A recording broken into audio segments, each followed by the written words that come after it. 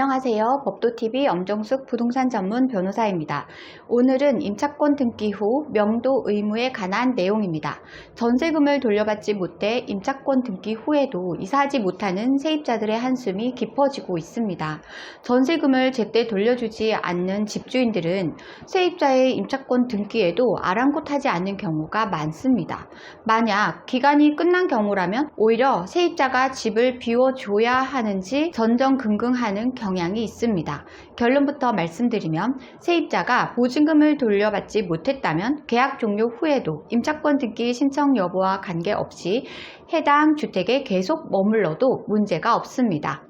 주택임대차보호법에는 계약기간이 끝난 후에도 보증금을 돌려받지 못했다면 세입자가 임차권 등기를 신청할 수 있다고 규정하고 있습니다.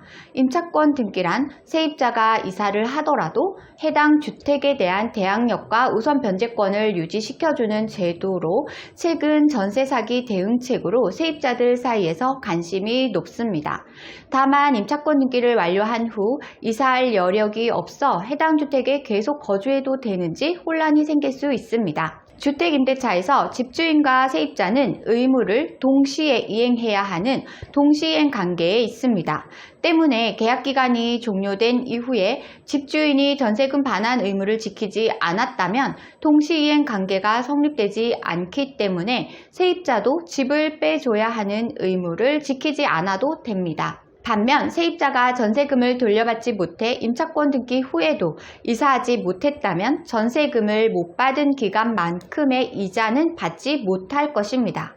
임차권 등기는 대항력과 우선 변제권을 유지시켜 줄 뿐 아니라 전세금을 돌려받을 때까지 기간을 계산해서 집주인에게 지연이자까지 청구할 수 있는 장점이 있습니다. 하지만 세입자가 이사해야 한다는 조건을 전제로 하고 있습니다. 즉, 세입자가 이사하지 않으면 임차권 등기만의 혜택을 활용하지 못한다는 말입니다. 임차권 등기를 신청하지 않아도 세입자가 해당 주택에 머무는 자체만으로 대항력과 우선 변제권을 행사할 수 있습니다. 다만 지연이자의 경우는 세입자가 임차권 등기를 신청한 후 이사를 해야만 청구할 수 있습니다. 한편 세입자에게 대항력과 우선 변제권이 없다면 임차권 등기 자체가 무용지물인 경우도 있습니다.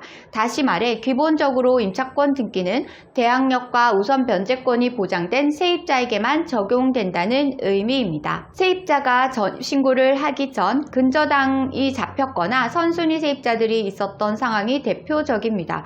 또 2030 세대 중 전입신고의 중요성을 간과해 전입신고를 건너뛰는 경우도 적지 않습니다. 문제는 세입자가 입주 전부터 존재했던 근저당권이 있거나 선순위 세입자가 존재한다면 전입신고를 하더라도 대항력과 우선 변제권은 상실될 수 있다는 점입니다. 세입자의 대항력과 우선 변제권을 인정받기 위해서는 계약 전 반드시 등기부를 통해 근저당과 선순위 세입자가 있는지 확인한 후 계약해야 합니다. 전입신고를 하지 않는 조건으로 보증금이나 월세를 저렴하게 제공하는 경우의 계약도 피하는 것이 좋습니다. 오늘은 임차권 등기 후 명도 의무에 관한 내용을 설명드렸습니다. 정리하자면 임차권 등기 후에도 전세금 반환받지 못했다면 계속 거주해도 된다는 것이고요. 거주하는 경우에 임차권 등기를 신청해도 지연이자 청구는 하지 못한다는 것입니다. 대항력과 우선 변제권에 이상이 있는 경우 임차권 등기 신청도 어려울 수 있다는 것입니다. 오늘 주제와 관련된 문의사항이나 전월세 보증금 관련 문의사항이 있으신 분들은 홈페이지에 문의사항을 남겨주시면 이메일로 답변 드리고 있는데요. 홈페이지는 네이버에서 법도 전세금 반환 소송센터를 검색하시면 쉽게 찾으실 수 있습니다.